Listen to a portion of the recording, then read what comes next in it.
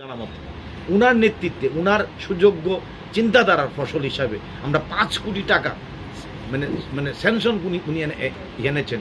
চাকমাঘাট থেকে পাইপলাইনে উনি জলের ব্যবস্থা করেছেন। আগামী 6 মাস থেকে 1 বছরের মধ্যে 30% কাজ শেষ। আর 6টা মাসের মধ্যে সেই পানীয় জল অ্যালকালাইন 100% পিওর জল পানীয় জল দুবেলা করে আমরা প্রত্যেকটি নাগরিক পরিষেবা সুন্দর আমরা দিতে পারবো বলে আমার বিশ্বাস। বন্ধুগণ, ক্রিমেশন গ্রাউন্ড আমাদের যখন ইহলোক ত্যাগ করে যখন আমরা পরলোকে যাই, আমার খুব বলতে ইচ্ছে করে আপনাদের সামনে, মানুষকে জানাতে ইচ্ছে করে, কারণ মানুষ সেটা জানলে হয়তো আগামী 26 তারিখ তার ভোটটা দিতে তার খুব সুবিধা হবে। 1,10,00,000 টাকা আমরা একটা ইচ্ছে ছিল, একটা ভালো ঢেলে সাজানো হোক একটা ক্রিমেশন গ্রাউন্ড, একটা মহা শ্মশান, সেটাকে উনি করার চেষ্টা করেছে এবং 100% কাজ শেষ। অনেকে বলবেন যে কাজটা তো শেষ, তাহলে শুরু হচ্ছে না কেন?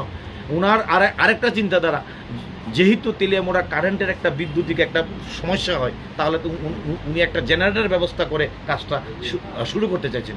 খুব চিন্তা করলে খুব ভাবলে অবাক লাগে। 2006 সালে যখন আমাদের সাব ডিভিশন ডিক্লেয়ারটা হয়েছিল, তেলিয়ামুড়ার নেতৃত্বরা, মার্ক্সবাদী কমিউনিস্ট পার্টির নেতৃত্বরা একটা তেলিয়ামুড়াতে একটা অত্যাধুনিক মোটর স্ট্যান্ড করার মতো তারা ওনার একটা সদিচ্ছা আমরা কখনো দেখতে পাই না।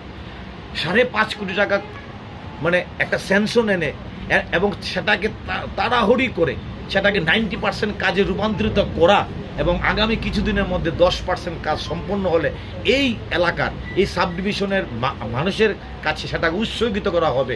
এই আমাদের অত্যাধুনিক একটা মোটর স্ট্যান্ড। আমাদের এগ্রিকালচার মার্কেট, আজকে তেলিয়ামুড়ার একটা অনেক দিনের পুরনো মার্কেট, একটা এগ্রি প্রডিউস মার্কেট, যেখানে আমরা সবজি পাইকারি বিক্রি করি।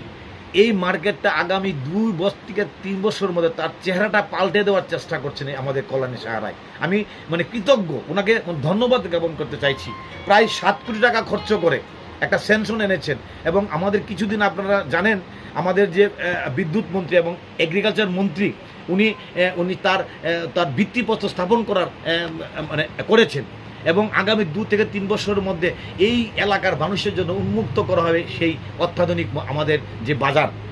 আমাদের ডিস্ট্রিক্ট ট্রান্সপোর্ট অফিস, আমাদের যে ডিস্ট্রিক্টের যে ড্রাইভিং লাইসেন্স, প্রত্যেকটি মানুষকে, ছেলেকে মেয়েকে তার ড্রাইভিং শেখানোটা, এটা একটা খুব ব্যয়বহুল ব্যাপার।